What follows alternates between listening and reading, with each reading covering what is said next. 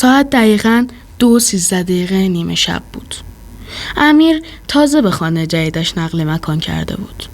خانه قدیمی در انتهای یک کوچه خلوت. همسایه ها فقط یک جمله به او گفته بودند: شبها اگر صدای شنیدی هرگز در را باز نکن. امیر خندیده بود و فکر کرده بود این فقط یه داستان قدیمیه. اما همان شب وقتی همه جا ساکت شد، صدای 3 ضربه آرام از پشت در آمد. امیر نزدیک در رفت، اما یاد حرف همسایه افتاد. از چشمی در نگاه کرد. هیچ کس آنجا نبود.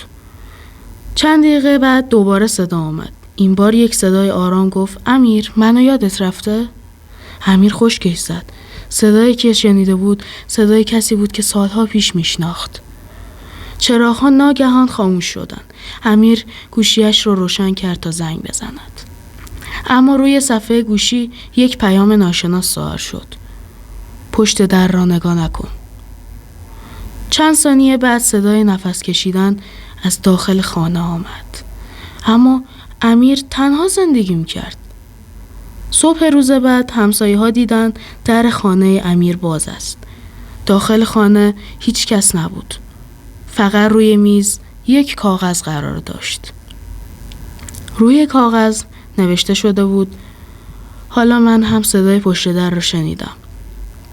و از آن روز به بعد هر شب ساعت 2:13 همسایه ها 3 ضربه آرام از همان خانه میشنوند.